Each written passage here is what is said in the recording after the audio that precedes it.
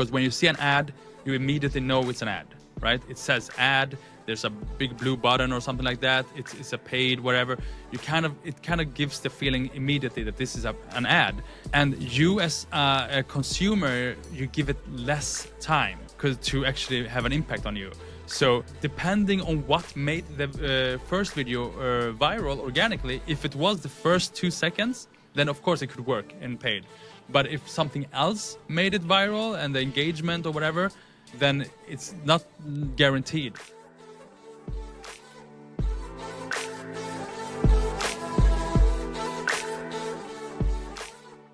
Antti? John? Today with us, we have another guest. Today with us is Alexander Morad. Hi, Alexander. Hey guys, how you doing? We are great. How about you?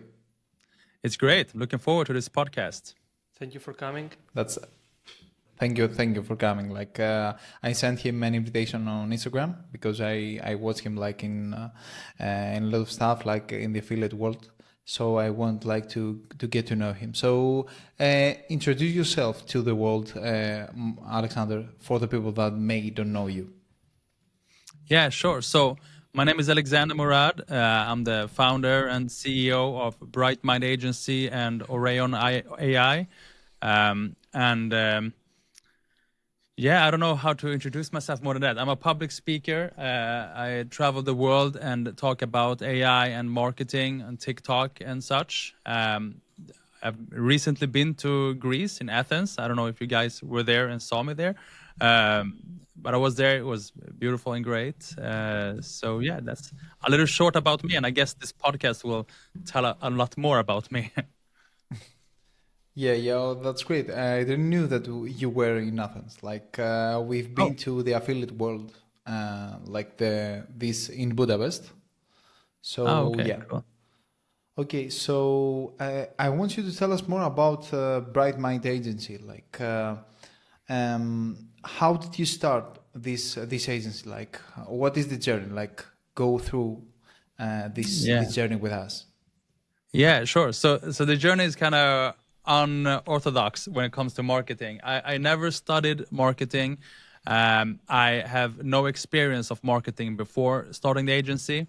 The only thing I knew is that I hate marketing and I hate ads. And I thought that, hey, I could probably do that better.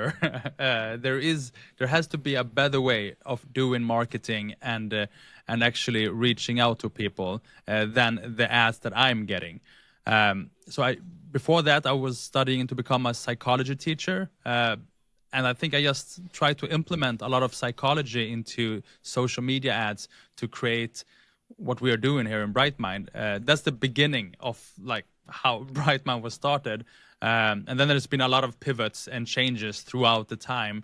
But yeah, it started with hating ads and trying to make it a better place. Okay, that's really cool. Yeah, the thing is that like all people like hate ads. Like most people hate ads, like when they see it and stuff. And the one thing that I'm seeing all around the internet like is mediocre ads. Like ads that don't actually convince me to buy. Like it's half. Like not they don't put a lot of work in it. So what are your thoughts around that? No, because that's a thing, right? It's still a lot of mediocre ads, and I think the biggest problem is that people confuse social media with traditional media. So they think that in traditional media, in TV or print ads, big companies are used to that. That's where you go strictly to conversion, and you'll be like, "Hey, buy my car, buy this product." But on a social platform, you kind of have to be social. I usually compare that with the nightclub. You don't. Traditional media is kind of like going to someone you first met and like, hey, you want to come with me home? That's not a good, in a social area like a nightclub is. That's not how we do it, right? We need to be like, give value, maybe buy a drink, make them laugh, share some moments, and then you ask for the number. So that's the biggest shift we need to see in social media for us to not, be having a lot of too much mediocre ads. Once more solid ads, then you actually have to give value, and then some more value. I completely agree, and it's something that I want to talk about. Like, Specifically, like what you do, like do you focus on paid ads or on the organic content? Like, what is the structure right now that you have, like, and what is your USP, let's say? I believe in a balance. Like, of course, we have some clients that only do organic. That puts a lot of pressure on us that the organic actually goes viral and works. And then we have some clients. No, I don't think we have any clients that only do paid. But we have some that do, the combo where we do creative and paid. I think that's the best way to go. So it all depends on the client's different goals and targets. But it's hard. I think it's hard to do only paid, like, because especially on TikTok, where we are a lot on. TikTok is, the majority of how to optimize paid ads on TikTok is content, right? It's because you can't target as freely as you can on Meta. So you need to have control over the content in order to actually reach and do good TikTok, do paid ads on TikTok. Yeah, I completely agree. Like it's something that I have seen like a lot of channels actually move towards that. Even Meta, like Meta ads, like Yeah. they only like one of the most, or not one of the most, like the most impactful thing that you can do is actually like create good creatives. Like no matter the Yeah. targeting, like what you do inside the ad account, like the business manager, like whatever you target, like always like the content, like the creative is king is Yeah. what that defines like the performance of the whole ad account.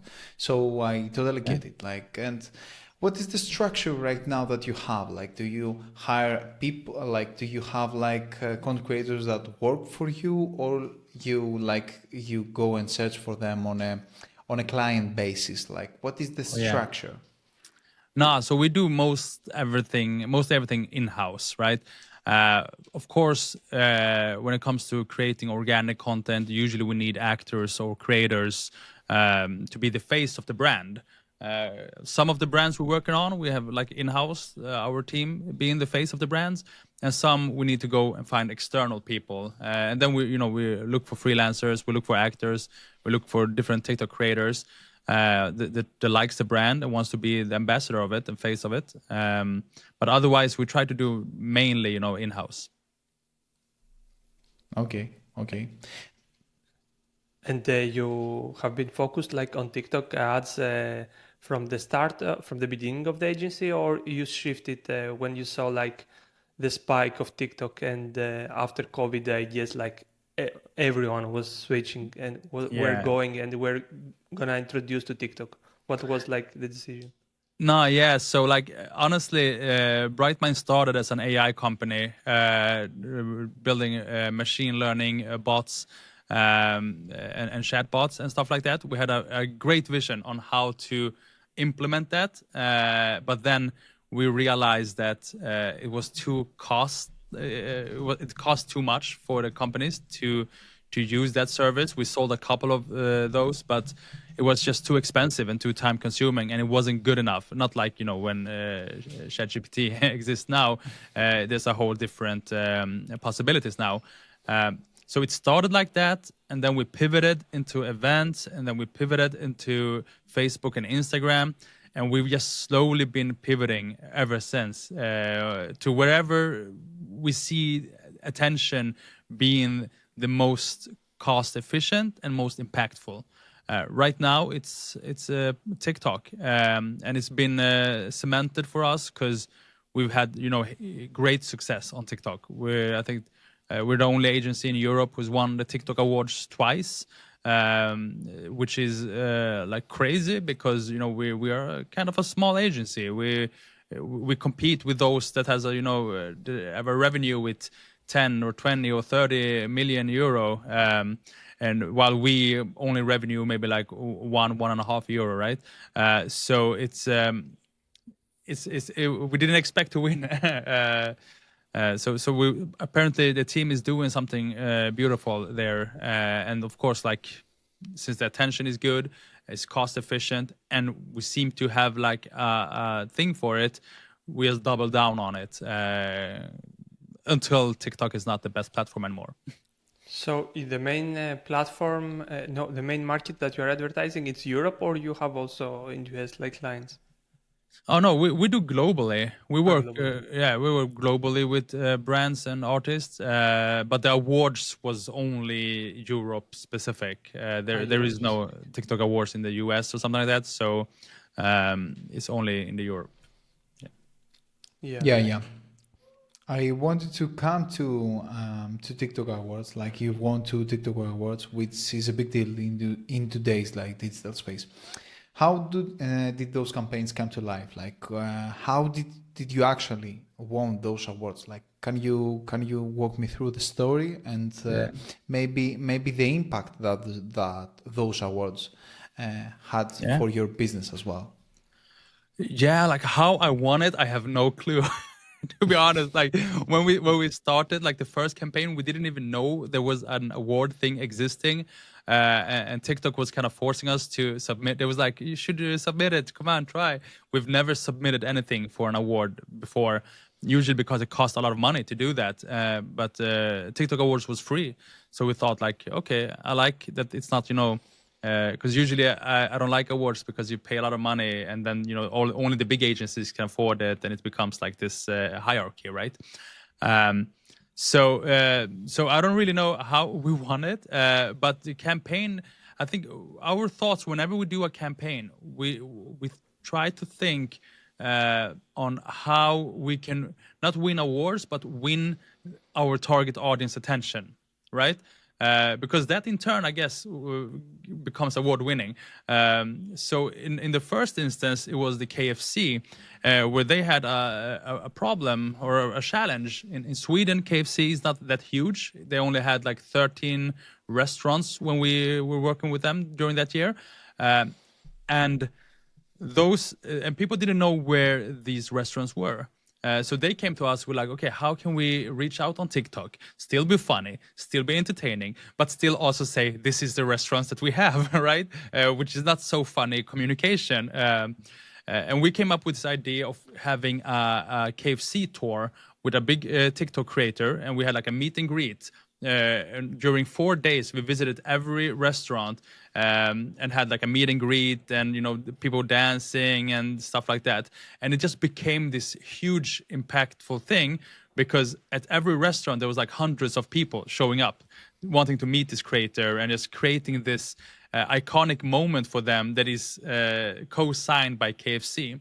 And at the end of the tour, I think their revenue was increased by 314%. And I think it's impossible to have been on TikTok in Sweden during that period without actually seeing anyone, because everyone was posting about it. And the second one was Oddly Good, which is a plant-based alternative, where we just did very funny, odd, tasty recipes showing the product and following trends in a very like good and humoristic way, which increased their sales with 40%. Keep in mind, none of these are e-coms, right? So we actually had to create foot traffic, which is insane. And yeah, like the impact for our business is it's radical because it's like everyone was reaching out and still are. We have to say no more than we have to say yes, if I put it like that. So a lot of companies reach out, a lot of big brands start reaching out, a lot of pressure on the company because everyone is expecting an award-winning campaign, right? Luckily, we did that the second year, but we can't keep doing that every year. But everyone was expecting that, which puts a lot of pressure. But we also got to work with, like, I got to fly to Miami and work with DJ Khaled, and shoot videos with him and for one of his brands and stuff like that. So it's crazy. I probably wouldn't have done that if we didn't win that, right? Yes. So I want to ask about these campaigns because KFC it's a really big brand. So did you find any like strict guidelines when you were creating the campaign? Like we don't want to do this or this. Did you find it like easy to collaborate with these big brands? Like how was the process? Yeah, I think we got lucky because KFC was always very open-minded for TikTok and for our creative ways, because I'll tell you, I'll show you the campaign. You will be like, "Oh shit!" like it's not your regular TikTok creator. It's not your regular way of doing it, and there were a lot of problems during like the first stop. 400 people showed up. They were jumping on tables. They were destroying things in the restaurants. People were just going ape shit. We had to like hire in security for every other stop. But they were still like, okay, you have to go. Keep pushing. This is nice. This is great. So we got lucky. But of course, we have been working with a lot of different brands as well that has super strict guidelines. It's always a balance. Yeah. Yeah, yeah. No winning awards for these campaigns, but you It's- you have It's you hard have to to win. be edgy, right? Yeah, you have to be very authentic in order to Yeah. win. Like nobody wanna watch a brand. Nobody's gonna be looking at a brand, right? People want to watch people and something that's funny and entertaining. It's hard to win a competition if award or actually get any good results if you have to be like super strict according to. Like this is our brand book and this is the colors. We have to have the logo. Everything like that shit don't work. Like go to another platform. Yes, Yeah. yes. And you really focus on TikTok. Like, what is the structure right now that you have with your clients? Like, they have like other agency for meta ads and for other platforms, and you focus on TikTok ads and TikTok, or you handle everything just by yourself? Well, it's very different. Some of them we handle everything because we do like we were a meta agency from the get go, right? So we still can do that. And some have some are they're really big brands. They have someone who does the paid, someone that does the meta, someone that does the Snapchat, and they have like one for every. And we try to work together with them. And it works very well. Like Oddly Good is one of those, for instance. Where they have like one agency that does the PR, one agency that does all the design and like a TV ad and the big productions, one that does something, one that does the organic on Instagram, and then we all sit together and have like workshops and meetings together and work very well together, which is great. It's not very common actually to see that agencies work together like that. So, but we always try to because it's what's best for the client, right? Yeah, yeah. I wanted to ask, like, I guess, like, after getting these awards, like, the the Brightmind has grown rapidly. So some like obstacles that you have faced during this scaling process, like it was hiring, like I don't know, like fulfillment of the work. Like, what was like some big obstacles that you faced?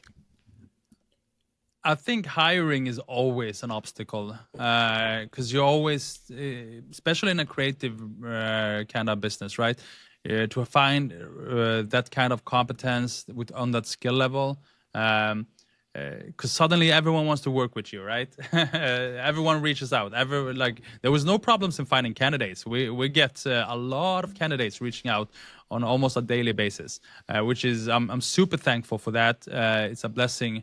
But it's also a curse because it's hard to see like who is actually good, right, and who actually could work.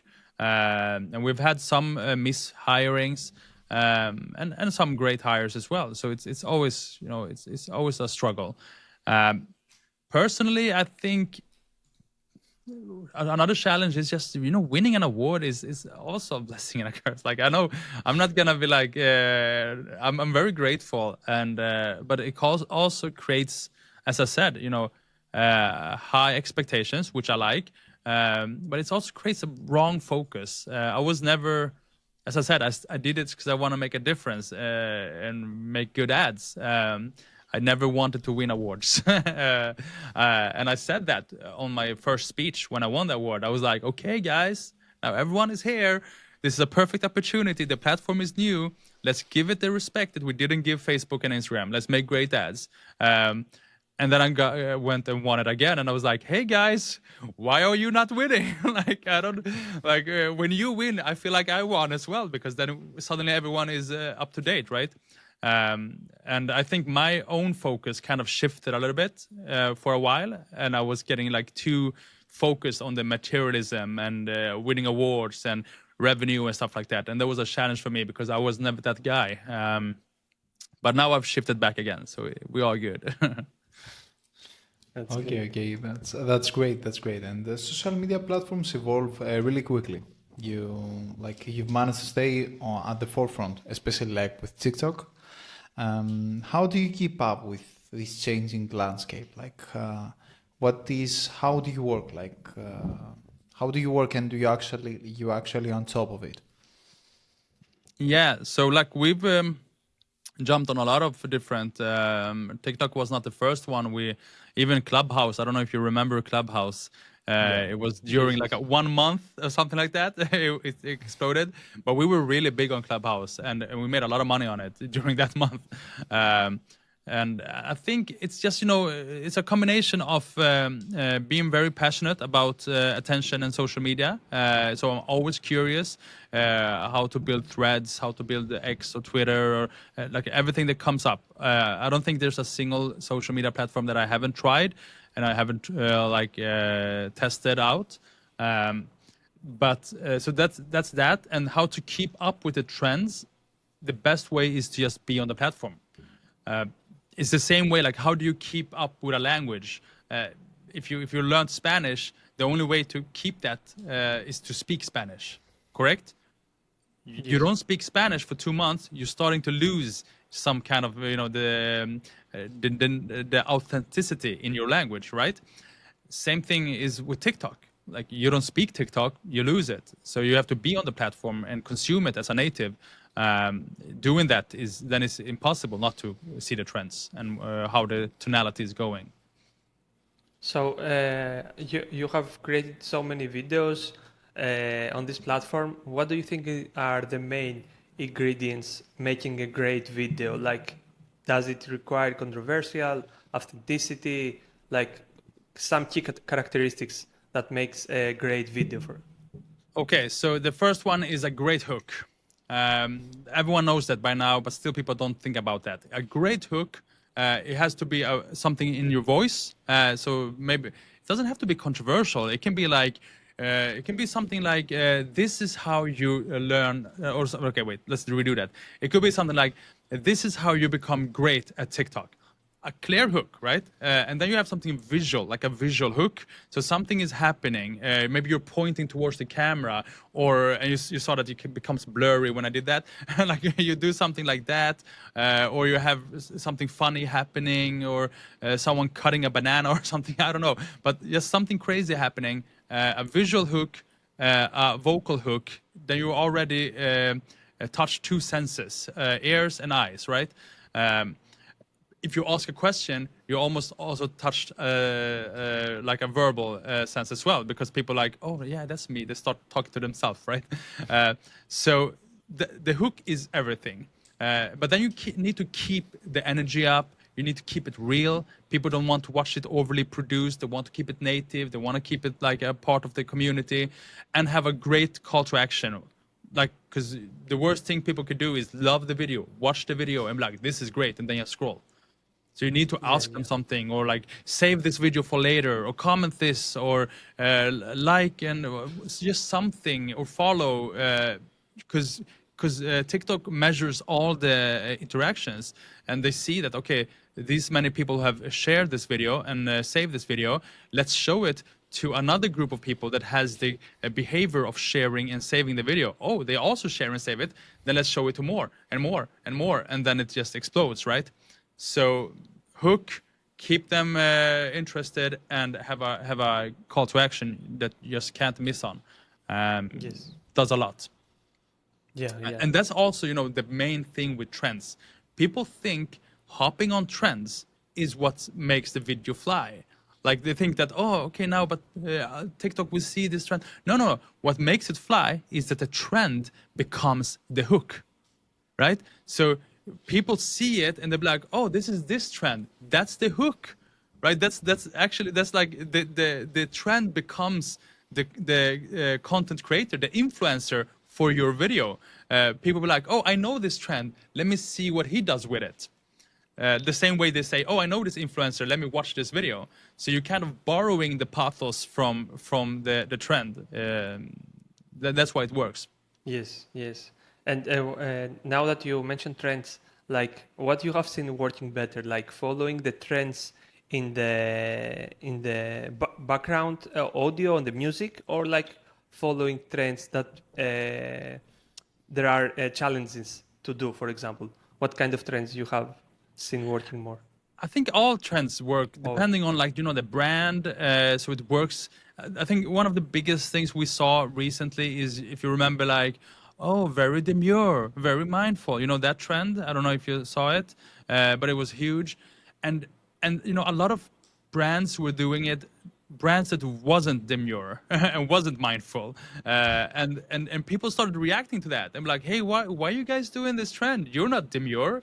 You're all in your face kind of a brand, right? So I think it's important when you create a trend or you follow a trend, it has to be alignment with what kind of company you are, right? If you are not a demure brand, if you are not a mindful brand, switch it up. Be like, oh, we're not so demure. We're not mindful. We are all up in your face. Do a video like that, and it would fly because people are like, oh, that's a funny take. But so you have to like do your own version of it, and then it doesn't matter if it's a challenge or if it's a sound or whatever. Like, you just make it for a reason. Don't do it just to be viral. Do it because you want to show your brand, like in that it's a part of the culture. Yeah.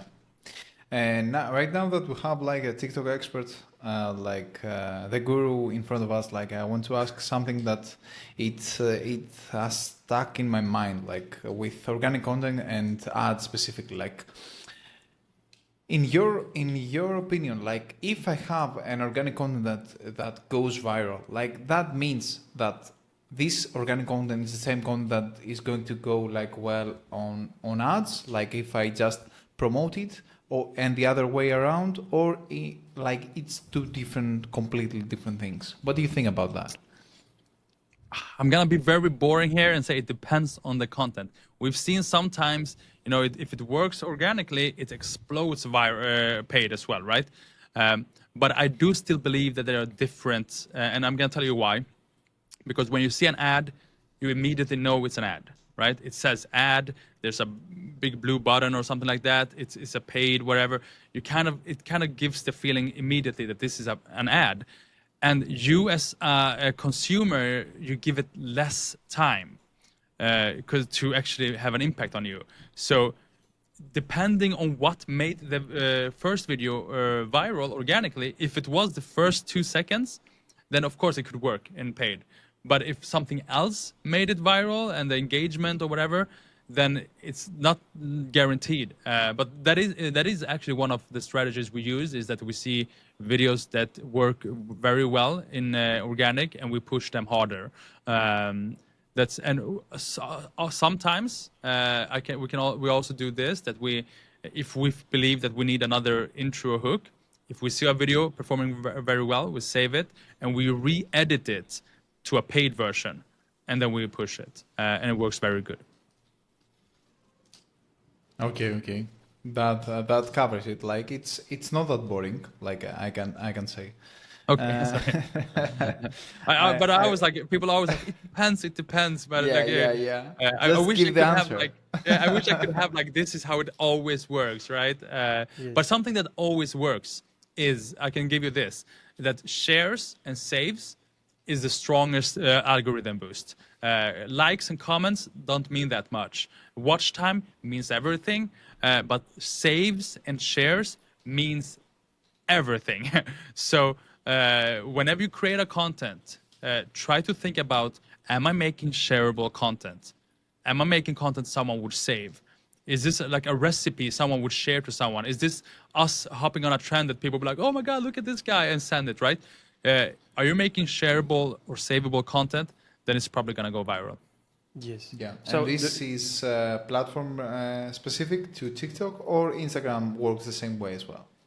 This is specific to TikTok. Instagram Reels kind of works the same way. We see Saves is super. I don't know about shares because I don't have enough data about that, but saves is super strong on Instagram as well. Reels. Um, so yeah, I think it's you can apply that. Instagram is copying TikTok and everything. It wasn't like that for a while ago, but now saves is like super strong as well. Yeah. Yes. So Okay, do you good. think when you are in the process of creating content, it's good actually to think with the call to action in mind? So, for example, before like you do the video, you write a copy or a script or a scenario, and by having the call to action in your mind, like people I want to share it, people I want to save it. For example, tutorial. If you show a tutorial or a recipe, for example, most probably people are gonna save. So it's a good idea, like to think like this when you create a piece of content. Yeah, definitely. Like we always try to think about what's the purpose of the video. Like, would anyone save this? Would anyone share this? Would anyone comment this? Like, what's the point of it? And then we build around that, right? Um, and always when you record videos, record different versions of it. Like this is the biggest mistake I see people do.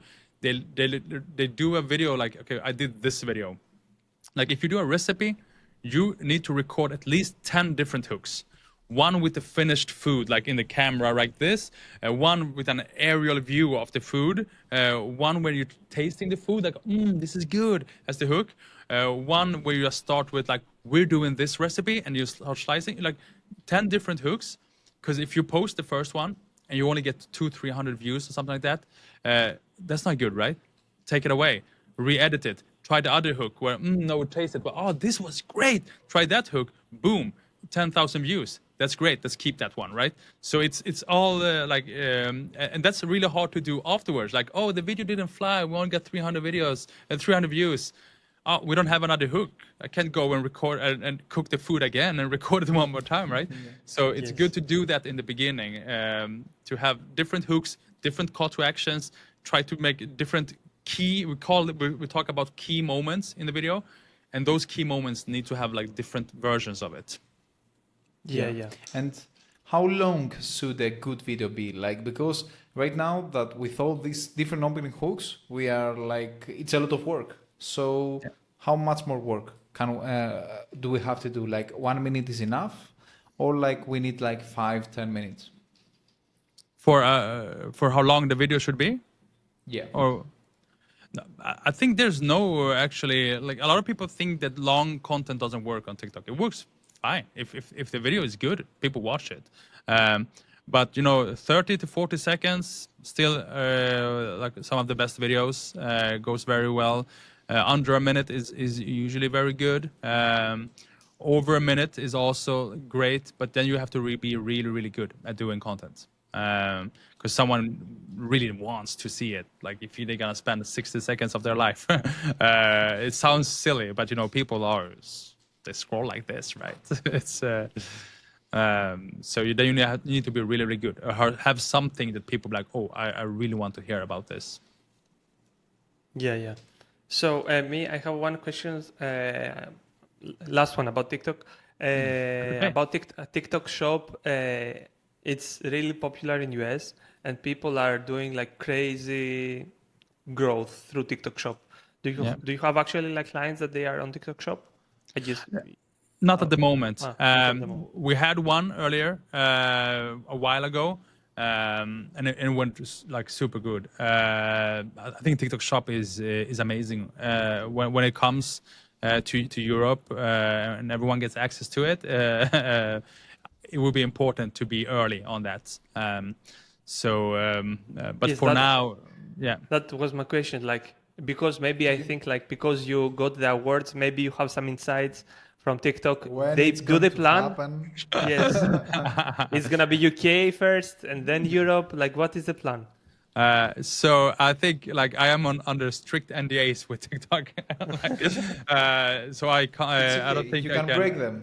But also, I don't actually know any dates or anything. But what I do know is obviously like it's working very well in the US. So it's just a matter of time before it comes here. And when it does, drop everything you're doing and go get it because it's gonna be good. Yes. Yeah. Same goes with like TikTok Live and capitalizing on like gifts and live. Like live is huge globally. It's a big income for a lot of creators.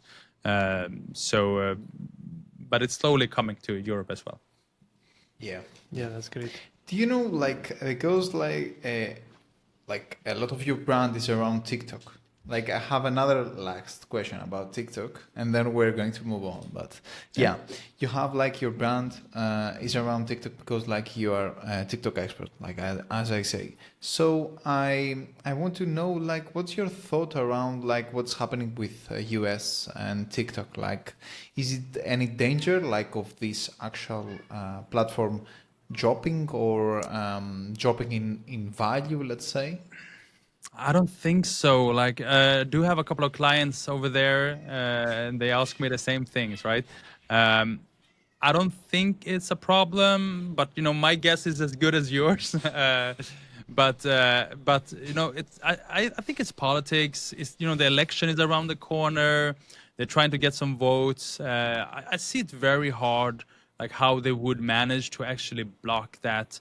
There's like too many lives and creators and companies that will be affected, like immediately if TikTok gets canceled, and it's just too big of a pain. Like, how do you?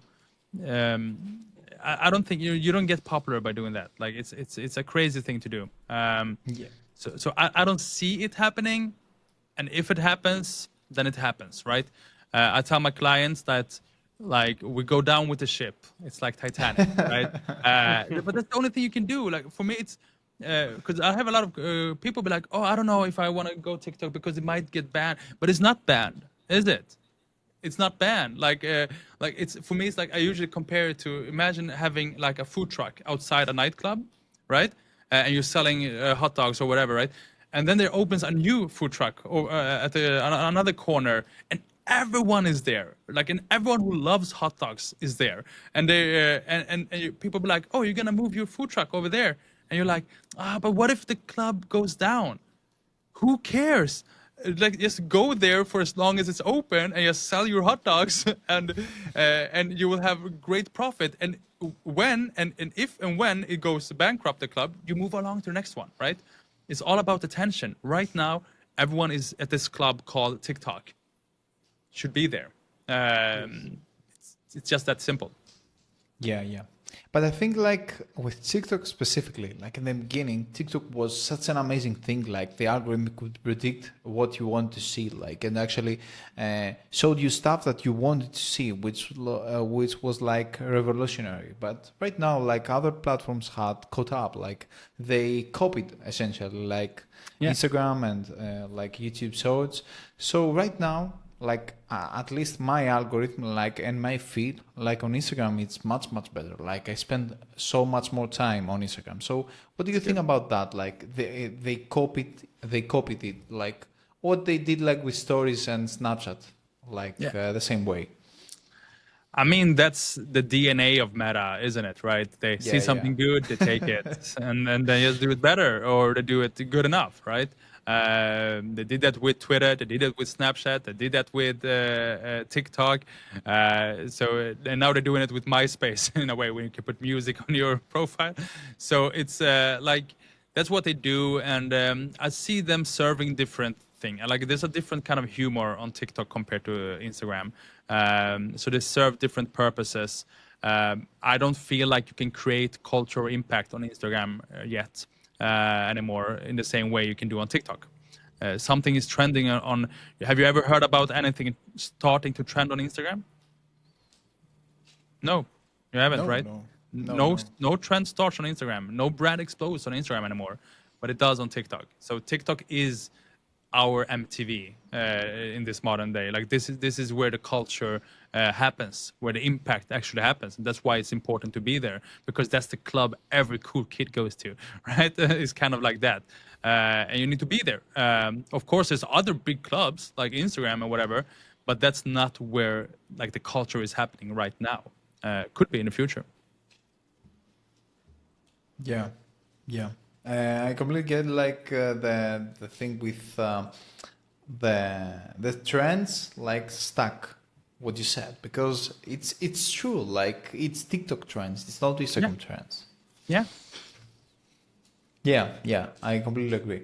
And what with the rapid rise of AI, like in changes to the consumer behavior, like how can this affect like marketing right now? Because we talked a lot about TikTok, and you have been like with AI like a lot of like lots of years. So I want to know your thoughts around AI and like where the market is going, specifically marketing.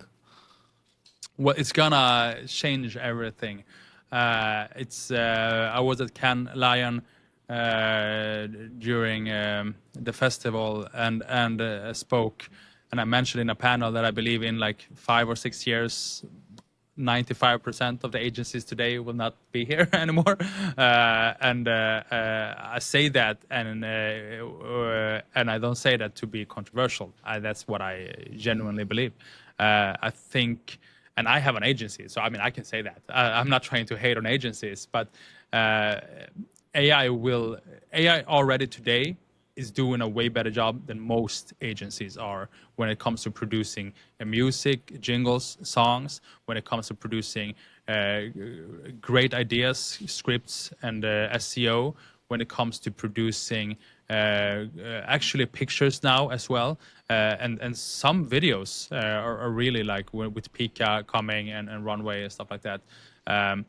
And give it a year, 2, 3, 4. It's unfortunately only getting better. So it's gonna change everything. And if you work in agencies or marketing, you need to seriously start thinking about how you like get paid, and how you become more efficient with AI, because that's if I'm a company and we have this agency that charges me 4,000 euro for this video, and then I have this agency that charges me 2,000 euro for this video because he knows how to become more efficient with AI and create the same thing. I'm at the end of the day, you know how it is, right? We're going with the 2,000. That doesn't mean like now you can sell more videos, but you become more efficient and with less resources. So and any agency that doesn't learn how to become more efficient and how to scale with AI will lose big. Yeah, Yeah, yeah, yeah. I completely agree. Like it's something that we have seen a lot. Like a lot of agencies actually fire a lot of copywriters. Like they shrink their teams. Something that is happening, especially like Yeah. with copywriters, and it's going to happen even more in the future. I completely agree. And another thing that I would like to ask about, like, have you seen any tools that any commerce owner or a business like or a marketing agency can use like with AI that's super helpful apart from ChatGPT, let's say, which is like a mid journey which everybody knows about them? Yeah. No, I'd say like for me at least, those are the two biggest I use almost on a daily basis. There is an app called Captions. You probably use it to get captions on your videos sometimes. But that's also a huge AI tool right now, because in Captions you can create AI generated content creators. So basically they have a thing called AI creators where you can just upload a link for an e-com that you have. You upload a link and it takes all the data from the website, like descriptions, photos, and whatever. And then it creates scripts. You can choose like, I want this FOMO script or target audience script or like different script, or you can write your own script. And then you have a list of like 20, 30, 40 different AI creators that you can use any of them and choose any language and create a video where people talk about your product. And suddenly there's an AI that doesn't look like an AI, doesn't talk like an AI. It's like a human, right? And it looks in the camera and is like, oh my God, have you tried this new viral clothing, blah, blah, blah, blah? This is right here. And it talks about it, and and you can create 40 videos in French or English or Swedish or whatever, and suddenly you can expand your business and try new markets. And you put those ads in Sweden and say like, okay, does this ads work here? Oh, Sweden is a good market for us. It doesn't work. Let's go to another, right? So that's a mind blowing. Before you needed to have like Hey Gen and stuff like that. Now you can just do it. It's very, very. It costs literally nothing, and like $20 or something like that per month. And you do that in seconds. You can also upload your own version of yourself. So you become the face, and then you just write what you wanted to say, and it says it, right? So captions is huge. It's also huge for edits. Something I would do like a marketing, if I had like a podcast like you guys, I would upload this whole video on Opus AI. Opus will then take this 60-minute video, or how long it becomes, and cut it down to like 60 seconds, different pieces, like 10 different, the most viral parts of our interview here. And then you can take these 60-second pieces, upload it in captions, and make an AI edit. And suddenly you have made 10 different AI, like very dopamine-filled, good edits about this episode. Yeah, that's great. I haven't heard Opus, to be honest. Caption I have here. I have both. Okay. Cool. Yeah, I have both, but I think that you cannot actually I think it's very difficult to create like a worth watching content like right now, like at the state of the tools that they are right now. Like Opus, for example, I don't think the cuts are amazing. Like to be honest, like I think it's much better. Like if you want to be viral on TikTok, like content matters. So you have to focus and create like valuable content. But when this actually becomes like even better, like better than the human, because right now I don't think that it's better than a skilled human, but in the future, like in 1 max 2 years, it's definitely going to be on par, if not better, for sure. But it's always a question about resource as well, right? Like I would say 10 mediocre videos is better than 1 very good or 0 very good, right? So if you can't afford to have this skilled editor, right, then this is a way. I use it a lot, and it works very well. I agree. So it's all about resources, and this is what I love about AI, is because I have like this love-hate feeling about it. But what I love about it is kind of democratizes attention. Like anyone can, like it does. You don't have to be the richest. You don't have to be Simon Sinek to have like this whole team of content producers around you and create things. Anyone can actually create good things with the help of AI now. You don't have to be rich or the biggest company to do that. Yeah. Totally. I totally agree, and something that I definitely get it. Like I think maybe the reason that Opus didn't work well for me is because of my accent. Maybe that's the problem.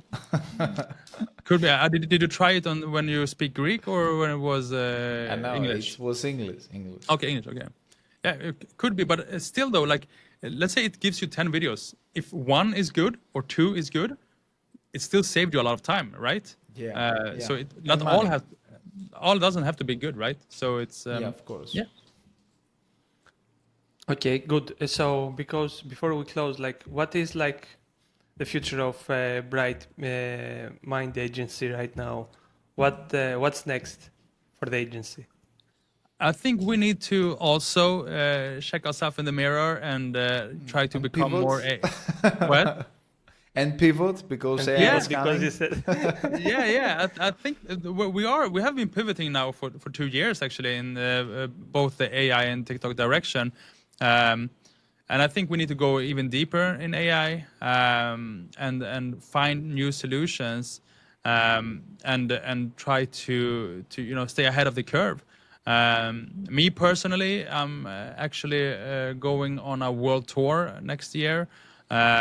I will actually step down from Brightmind. I don't know when this episode will air, by the way, if I'm saying something is secret or not now. But I will actually step down from Brightmind and appoint a new CEO, and I will spend a whole year doing visiting countries that speakers usually don't visit. So low to middle income countries. Because usually they can't afford, big speakers, like, Tanzania, Rwanda, Ivory Coast, Peru, Philippines, Malaysia, like countries like that, all around the world, and teach about AI, because I do believe AI has a bigger impact for these countries than it does for us. And I will do that. That's the reason I stepped down from Brightmind, because I will do that for free and like. It shouldn't cost anything for those there, and not my fee or travel. Everything will be paid for from us. and hopefully, I will learn a lot about those markets and marketing there and the local culture, and hopefully I can teach a lot about AI and help them find ways to monetize it, to scale and become more efficient in their businesses as well, because like, yeah, we've been talking about it, like you said, John, like, oh, you'll be like, oh, it's not really good enough and stuff like this for us, but we are very spoiled in Europe as well. It's not really the same thing when we speak to like other countries and other areas where, if they can create a drop shipping that generates 1,000 euro per month, it could be like life changing for some, right? So yeah, that's what I'm doing, and hopefully Brightmind will do something good meanwhile I'm away. Yeah. But I think it's good. They've been doing very good with or without me. Yeah, That's yeah. great. Are you gonna record like a series this traveling the world? Oh yeah, so everything will be documented. Okay. That's another vision I have.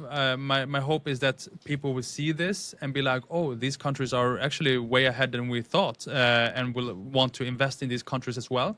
So everything will be documented on my Instagram and LinkedIn and TikTok and stuff like that. I will also try to make a podcast where I interview people in every country and learn about like how the market is there, what kind of platforms, how it stuff like that, and hopefully spread awareness, because the world is getting smaller, and soon we will be marketing towards Kenya and countries like that as well, and they will be marketing towards us. So it will be very important for people to know, like, okay, how does the market work there? How is the psychology? What kind of platforms do people use and stuff like that? So yeah, that's I will be doing that as well, yes, documenting everything I experience.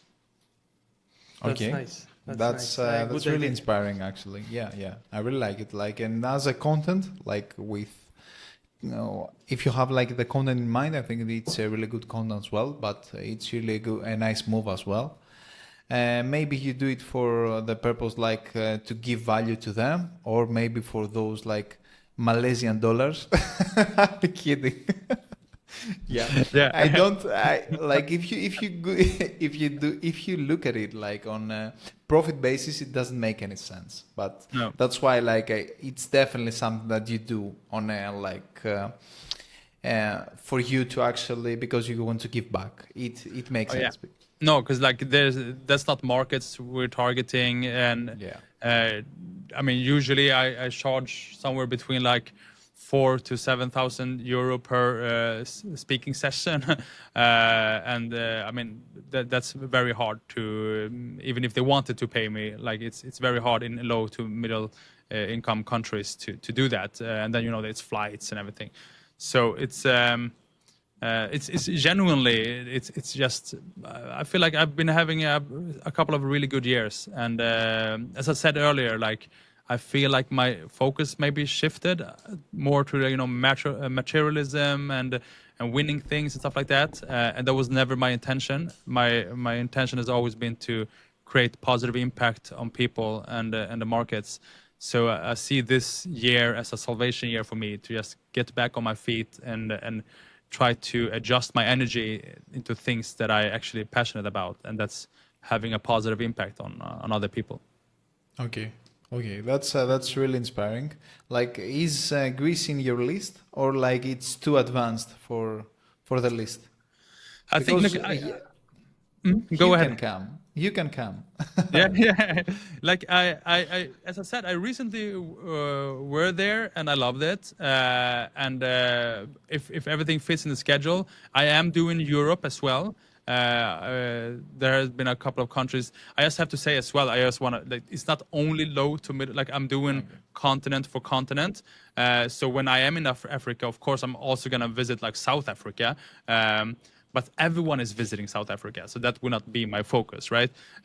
When I'm in Asia, of course, I'm gonna visit like the big countries as well, like China or Japan or India and stuff like that. But I also want to visit, Philippines and Malaysia and those kind of countries that people maybe normally, the speakers normally don't visit. Because I feel like the impact would be bigger. And I felt that when I was in Greece, I felt that when I was in Latvia, in Lithuania, that because these are not the biggest countries, and I kind of felt that people took the insights better. Like they were like, oh, can we do like this? Can we do like that?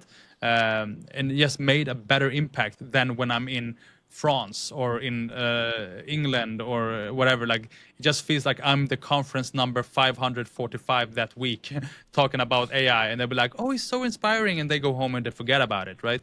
So yeah, might come by Greece as well. Okay, that's great. Let's make that happen. Great. Let's do it. We can help you like set up everything and we can show you around like where to go. We know the places. Where in Greece? Is it Athens or somewhere else? Yeah, Yeah? Athens. Ah, cool. Yeah. It's nice. Okay. All right then. That's great, Alexander. Thank you so much for this conversation. Like it was really insightful for us as well and for the audience. Thank you for I can coming. imagine. Thank you for coming. Do you want to say anything as a closing statement?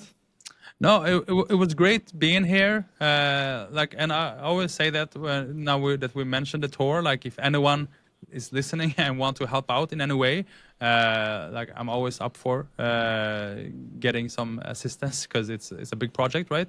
But other than that, thank you for having me, and stay bright. Okay. Thank you for Thank coming. you again. Thank you. Bye. Thanks. Okay. See Bye, you in the Alexander. next podcast. Bye. See you. Okay. And this is the pod. This is the- Yeah. Bye.